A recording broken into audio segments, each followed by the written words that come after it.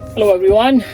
It's been a while since I uploaded a YouTube video. I think this is gonna go on YouTube because I've been making reels for a while, and good thing about reel is like they're short, so you can quickly get away with it. But at the same time, you can't have this open conversation in the reels. It takes a lot of time to really know. You have to do a lot of retakes in reels, but in YouTube video you can just go in one go because you can explain your things in a better. You don't have to be tied to 1 minute, 2 minute videos and whatnot. But anyway, going back to the main topic. So what's been happening in last few months, a lot has changed. Business has been doing amazing, so thank you to all of you who watch my content, reach out to me, been my client, my friends, and then now a lot of you are like my family members. So thank you everyone for all the support that you have provided in the last few months. I planned for my first goal is like, hey, in my first year, I've almost completed, gonna complete my first year very soon, real estate, and I had some goals. I'm like, hey, if I hit this number, this is good. I've already way past them. Now you can say I didn't plan enough big goals, but yeah, like given the market at that time, and then being a new agent, obviously I didn't plan this kind of success this early on, but I'm super grateful for this, and I'm not taking it lightly. We are doubling down for next years through events, more social media, and then investing in US. That's a big one that's coming in, and then we are gonna be, and then just a lot more things in the plate. But yeah, doubling down on next year. Let's 4 times the business after this, or maybe why 4? Why not 10 times? Why? If you're gonna think, let's think big, even bigger. But yeah, let's break down things. What's been happening overall in business and life in general. So yeah, we did get a new Tesla. That's maybe why we got long range. It's an expensive car, I'm not gonna lie, but at the same time I was spending a lot of money on gas every month. So now if I know the amount of money I was spending on gas and the amount of money, let's say if I buy this car completely on finance, that's kind of exact same amount of money. I was actually spending more money in gas and oil change and all that. So it's kind of makes sense for people who drive this kind, especially if you have infrastructure. I think one thing I have realized for electric cars, Tesla has amazing infrastructure, so it can sustain. I don't think any other cars like companies which are automotive companies which are building these electric cars, unless they have an infrastructure like Tesla do with superchargers, which makes a key. Because any other chargers, that's just not gonna work. A regular charger doesn't work for cars unless you charge at home. Even that doesn't work because you're driving long days, stuff like that. So like Tesla works because of its supercharger network. I think it has almost 50,000 superchargers in North America or so mostly, but that's a lot of superchargers. So if this kind of infrastructure doesn't exist for companies like Ford, GM, they just won't be able to compete. Like I'm gonna take a bullish take. I think in 10 years or so, all the companies other than Tesla in automotive, especially those who are gonna jump on this electric train, they won't be able to compete, especially the North American company brand like Ford and GM. They won't be able to compete unless a government helps them out. But in that sense, I don't think they'll be able to compete because they just won't be able to build this kind of infrastructure. With Tesla, took Tesla 10 years to build this infrastructure. That's why it's so easy to use. It's very convenient. It has its own mapping system and all those things. Just won't be able to, any other brand won't be able to compete. And then if it won't be for the supercharging network, even Tesla is not worth it either, as far as like my guns. Because we went to Calgary last week. I'm going to talk about that as well in the same video. But in over there, we rented a Tesla there. We just wanted just to try it out. And then the Tesla supercharger network in Calgary, there was only one supercharger for a city of 1.5 million people or whatever. There was only one supercharging network, and that was down. It was slow, or either it was down or slow. That was one of the problem. And we struggled so much with having electric car. I think that's the pain point with these electrical vehicle. You need a lot of superchargers in order to make these things for every person to use. Obviously these cars are very expensive, so not everyone can afford it, neither they should. But at the same time, unless there is a superchargers everywhere, which is very expensive to build, and they suck up a lot of power as well, so it's kind of makes sense why you can't build them everywhere. So that's why this infrastructure lags behind by a lot, and we really struggled in Calgary because of lack of supercharging network.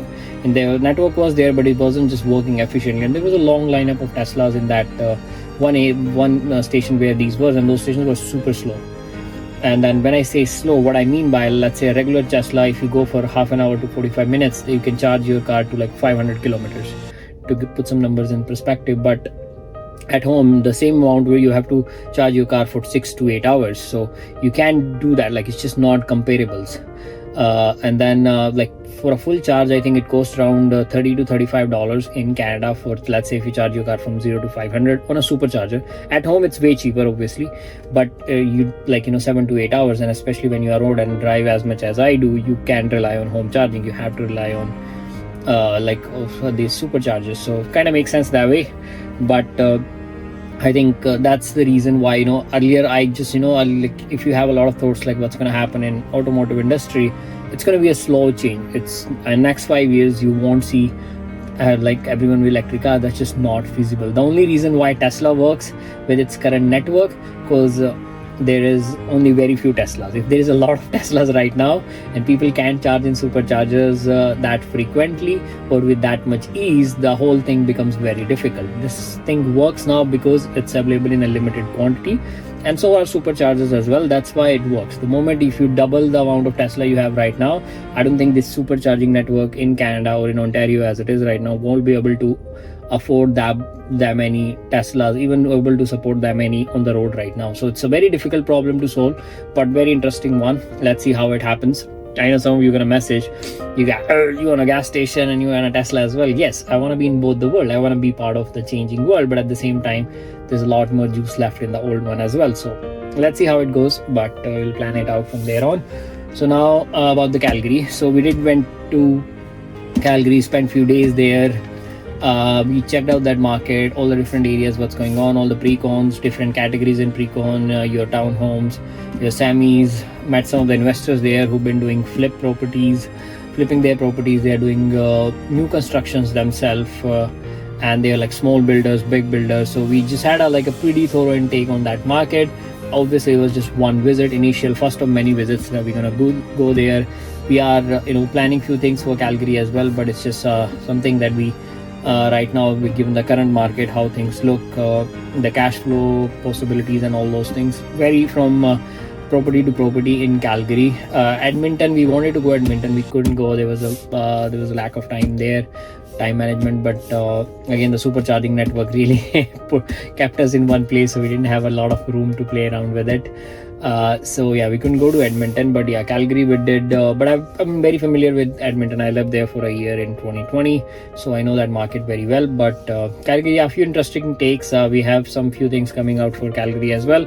Projects that we kind of make sense for from an investor perspective. And for end user, I think it's any project you buy in Calgary will make sense. But one thing I would say for an end user as well, instead of going for a brand new pre-con, look for something which is in resale market as well. That could be very beneficial for you from the price point. Again, if you have any questions about it, feel free to reach out for Calgary as well. We have established a lot of good local contacts as well, so we can hook you up with them. If you are especially an end user, if you're planning to move there, feel free to reach out me, or just find me somewhere on Instagram or whatever. You can just give me a call, or you can just comment below this video. I'll reach out to you guys so yeah, or you can just book a call with me. We can give you our thoughts on it, and then just connect you with some of the local experts to support you in your purchase in there, if that's what you're planning to do. A beautiful city, I think. Yeah, I don't think I will say it like especially in Alberta from the summer, I don't think there's any other city or any other place in Canada better in summer than Alberta. How beautiful it is with its all lakes, mountains and everything, especially Calgary being so close to mountain. Probably the best city to spend some time in summertime. So now back to Ontario and US. So our houses are getting refinanced next week. Hopefully we'll be able to ramp it up, and then we are setting up Airbnbs in our US properties. It's a pilot program that we are launching. See how things goes by. We'll keep you updated. We're going to make these big videos for, we had the previous video as well, but we want to make a full series and then kind of put it out there. And also our podcast, first episode of our podcast is done. We have already done a few more episodes. They're going to be dropping in now every week, but first one has been dropped on Spotify. We're going to release it on other network. We're doing some changes in the video. First one, it's when you drive something for the first time, it takes a lot of retakes and cuts, so we are in that process right now. But yeah, hopefully it'll be done soon, and then we'll be able to put out the YouTube video as well. For that, everyone can see it. But it's a very I think we had one of the best persons that I've met across with the kind of wisdom he has, and that happens to be Shraddha's dad as well, my business partner's dad. If you don't know who Shraddha is, so, and he kind of gave a good insight into his thinking about real estate and how he shaped his especially Shraddha into being the person she is right now, or as an investor, or as just a human being itself. Very good takes about, and then we had I think a lot of fun shooting that episode. So that's already dropped on Spotify. We'll put the link below this video. Do check that out, and the YouTube video is going to be coming in soon as well. And other than that, what else to discuss? We discuss US, Calgary. Is there anything else left? Yeah, if you have any questions, feel free to let me know, because I really like, I think Reels kind of works better because you can get your messaging out through small text, but I really like the YouTube video long form content. It's kind of, it can give you a real take, and there is no retakes involved in it. So you can speak freely, and even if you say some wrong words, you can correct it in the next line. You don't have to reshoot that video. So yeah, that's pretty much all the intakes right now. If you do guys have any opinion about what's going on in the market, the interest rates have paused, but there's been an uptick on activity in market, especially anything under, let's say in Kitchener Waterloo specific, anything under $1 million has a lot of competition right now. Things as houses go closer to $1 million, the competition shrinks. Same thing with London and Windsor market as well. London market, I think it's kind of cooled off a little bit since interest rate high happened. Now things are starting to pick up again, but again, the properties which are under 600 has a lot of competition in London. Anything above 600 is kind of, you can take your time, negotiate and all those things. And yeah, and then we've been thinking want to take some properties for flip. So yeah, we're getting back into it. I think right now there are very good deals out in the market, so we're gonna get that started. We are checking out some properties in London, Windsor this week, and kind of plan from there, looking into some commercial properties as well to invest there hopefully soon. And then these are just my personal investment that I'm planning to do, and then of course US is, we're gonna continue doing there throughout the year and in coming years as well.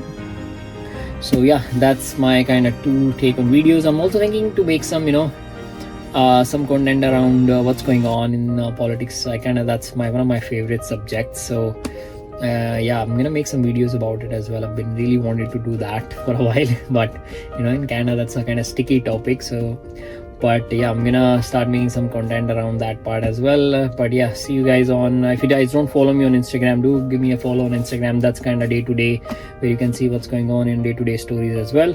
But yeah, if you like this video, please subscribe this channel, leave a comment below, and then do share the video if you like it, and leave some feedback as well. Thank you.